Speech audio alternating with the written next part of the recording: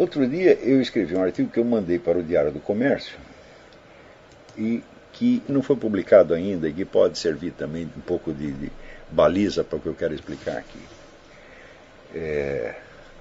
O artigo chama-se Visão Curta e Visão Mais Curta.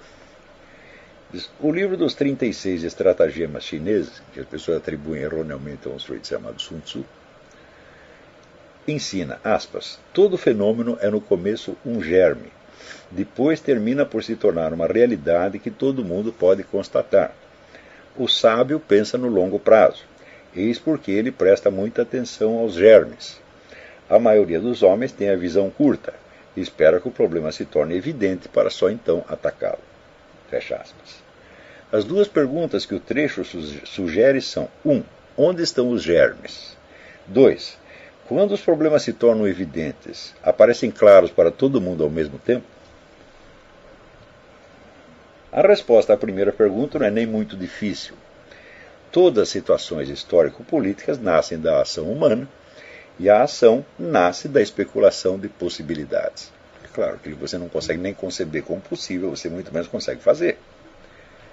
Quem especula possibilidades são os intelectuais, numa gama que vai desde os estudantes tagarelas, passando pelos ideólogos de partido, até os assessores e conselheiros de potentados da política e das finanças, culminando nos círculos discretos ou até semissecretos de inteligências privilegiadas, como, por exemplo, a Fabian Society, de 1883, o núcleo fundador da Escola de Frankfurt, o grupo de Stefan Georg, na Alemanha, ou a Tariqa de Fritjof Schwann. Das ideias que aí circulam, algumas são esquecidas, algumas se modificam até tornar-se irreconhecíveis, outras acabam por se transmutar em forças políticas num prazo mínimo de 30 anos.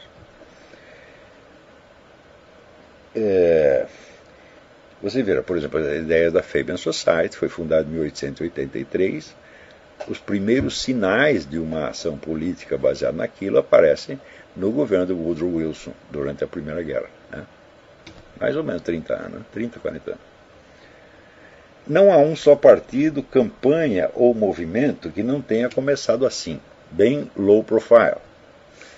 O analista que deseja saber para onde a política está indo ou de onde ela veio, tem, portanto, de se interessar por uma vasta rede de discussões que, para a mídia usual, é totalmente invisível. Só aparece em livros de poucos leitores, revistas acadêmicas, publicações nanicas, sites especializados, conversações pessoais, documentos reservados, etc.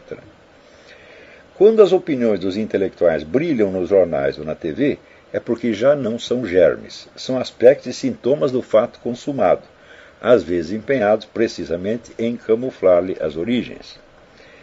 É por isso que o comentário jornalístico usual, simples reciclagem estilística do noticiário da véspera, quase nunca acerta em prever mesmo os desenvolvimentos mais inevitáveis da situação. Ainda nos anos 50, o ressurgimento do Islã como força política decisiva, inevitável para meia dúzia de estudiosos, parecia hipótese mítica aos olhos dos luminares da mídia. Parênteses. Quando eu comecei a estudar este negócio de Islã, no Brasil, que foi na década de 80, isso ainda parecia tão distante da política, que as pessoas nem sabiam por que eu estava estudando aquilo. A queda da União Soviética pegou os jornalistas de calças na mão, assim como, 10 anos depois, o renascimento mundial de uma esquerda que eles imaginavam defunta. Leiam o livro do Jean-François Rével, La Grande Parade, escrito já perto do ano 2000, onde ele perguntava isso: como foi possível que aquilo que morreu na União Soviética agora esteja dominando tudo por toda parte? Hein? Não digo que ele tenha dado as respostas corretas, mas é a perplexidade. Quer dizer, o comunismo morreu, mas daqui a pouco está aí, né, o cavalo morto escoiciando todo mundo em menos de 10 anos. Até hoje, há quem se recuse a perceber a mão da KGB na premeditação da perestroika. O Rodrigo Constantino diz que eu sou paranoico, porque eu disse isso. Está mais do que documentado que isso aconteceu. A KGB que inventou a perestroika, porque viu, olha, o comunismo vai para as cucuias, o partido vai cair, mas vamos os anéis, mas ficam os dedos. Eles que se deixem levar para a lata de lixo da história, mas nós não vamos. Vai cair o partido, mas nós vamos ficar e vamos ficar melhor do que antes. E foi exatamente o que aconteceu. Há quem se recusa a perceber a mão da KGB na premeditação da perestroika ou a fonte globalista de movimentos como o gaysismo e as cotas raciais. E não preciso lembrar aos leitores, ou aqui aos alunos, que o Foro de São Paulo só apareceu no Globo e na Veja quando já dominava metade da América Latina, tendo, portanto, saltado repentinamente, miraculosamente, da inexistência para a glória, sem escalas intermediárias. As ideias, é claro, não surgem como propostas políticas prontas, mas como interpretações da realidade, das quais pode-se deduzir várias propostas políticas diversas e às vezes nenhuma.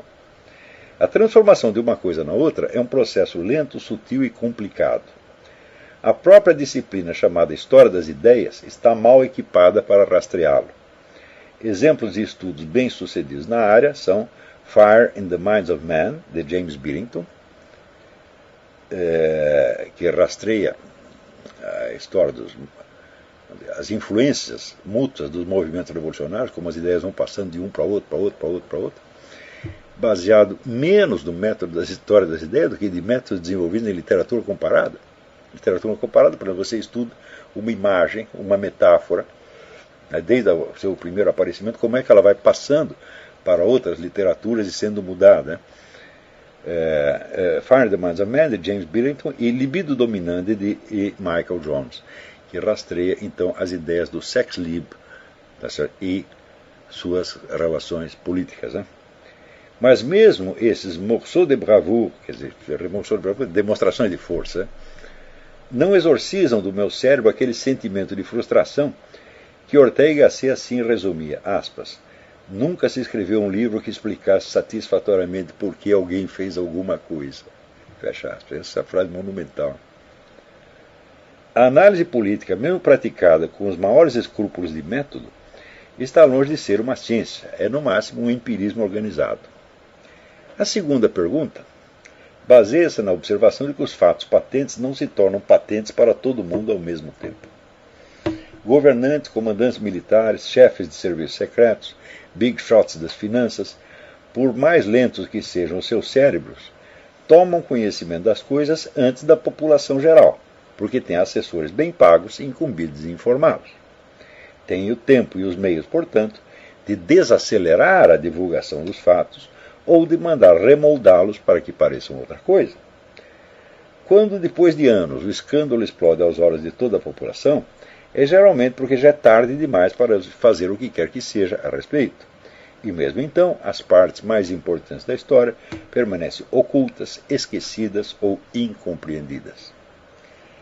Em 1993, quando por obrigações profissionais eu estudava dia e noite a epidemia das CPIs, duas coisas já se haviam tornado claras para mim. Primeiro, escorado no eficiente serviço particular de inteligência, o PT preparava a tomada do aparelho de Estado. Não era a mesma coisa que tomar governo, hein? Tomada do aparelho de Estado. E segundo, já se guarnecia antecipadamente contra investigações. Usava as leis como escada para elevar-se acima delas. O futuro mensalão estava ali em germe. Não havia como negar. Mas a diferença entre o que eu lia nos documentos de fonte primária e o que saía na grande mídia era tal que o partido do Zé Dirceu acabava parecendo mesmo o último bastião da moralidade no meio da roubalheira geral. Então, eu fui contratado pela empresa Odebrecht para escrever para eles um relatório sobre as CPIs. Relatório que, idealmente, eles iriam publicar, não publicaram até hoje. Ficaram com medo de publicar. A verdade era ruim demais. Então isso quer dizer que durante mais de um ano eu tive na minha casa um quarto inteiro cheio de documentos da CPI. Todas as transcrições de todos os dias, todos os documentos e mais o noticiário que saía no jornal. E diariamente eu comparava uma coisa com a outra. Diariamente durante um ano. Então eu vi, olha, lá na CPI eles disseram isso, assim, assim, e no jornal saiu outra coisa completamente diferente. Isso acontecia todos os dias. Então, evidentemente, a impressão que ficava nos olhos do povo era uma. E o que estava acontecendo era outra coisa completamente diferente. E foi aí que eu vi o abismo que pode existir, vamos dizer, entre os fatos e sua imagem na mídia. Não se trata de uma mentira aqui, de outra acolá. Não, você tem uma espécie de distorção permanente. Em parte causada pela simples aplicação rotineira de técnicas jornalísticas que não são muito apropriadas à descrição dos fatos. Em parte por hábitos mentais que já estão arraigados na cabeça do jornalista e que os fazem distorcer as coisas mais ou menos automaticamente. E, em parte, por uma distorção proposital feita para favorecer determinadas correntes políticas. Né? Eu vejo que, por exemplo, existe uma...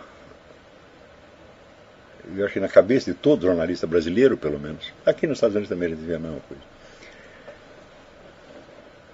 existe um instinto de você reproduzir as palavras do indivíduo de maneira que possa comprometê-lo se você não gosta dele e que possa neutralizar o perigo se for alguém da sua preferência. Isso quer dizer que com uma frase você pode destruir a carreira de um sujeito, como fizeram aqui com esse tal de Todd Akin, né? Falou uma besteira lá a respeito de estupro, ao longo de uma carreira de 50 anos, ele fez uma frase engraçada, quase acabaram com ele. Não? Ou o Maluf, com o famoso estupro, mas não mata, que provavelmente não foi dito exatamente assim, mas foi resumido assim. Né?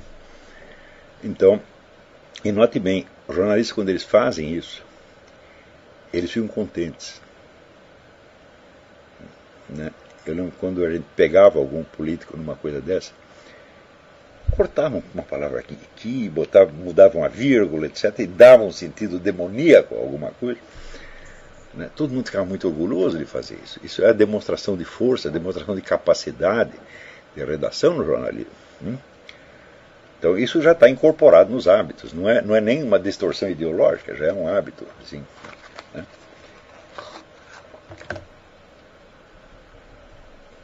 Mas daí que termina o negócio. Quase 2 décadas se passaram antes que a decepcionante realidade das coisas se tornasse patente aos olhos da multidão. A visão curta de que falam os estratagemas chineses torna-se mais curta à medida que se desce das altas esferas para o mundo ilusório do eleitor comum. Então, quer dizer, nas altas esferas geralmente se sabe as coisas em tempo, ainda que se saiba distorcido. Então, bom, alguma informação você tem? Então, quando o mensalão estourou aos olhos do público? Quando foram as primeiras denúncias do mensalão? Vai fazer uns 5 anos, 6 anos mais ou menos, né? Então,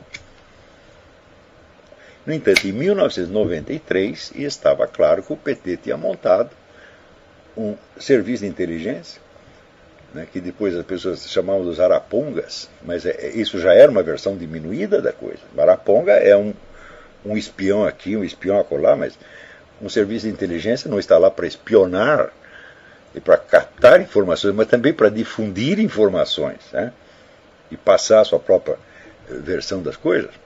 E naquela época eu verifiquei, eu estava com algum dinheiro da Odebrecht, né, eu contratei 2 repórteres para irem atrás dos agentes do PT, infiltrados em bancos, empresas, organizações estatais, etc, etc. Em geral, pessoas amadoras que ofereciam gentilmente seu serviço para o partido, e eles eram milhões de pessoas. Isso já naquela época. Então, ninguém monta uma coisa desse tipo se não tem planos ulteriores, né? Então, o mensalão já estava ali montado de alguma maneira. Então, você vê aqui, num dos discursos do Zé Dirceu, ele falava de um sujeito que tinha recebido uma propina de um empreiteiro, e ele dava o número das notas, das cédulas que o sujeito recebeu. Mas como é que ele ficou sabendo disto? Então é porque tinha algum agente infiltrado que participou da operação e que, portanto, é culpado dela também. Não é isso? Este detalhe ninguém mencionou na época, não suscitou a menor desconfiança.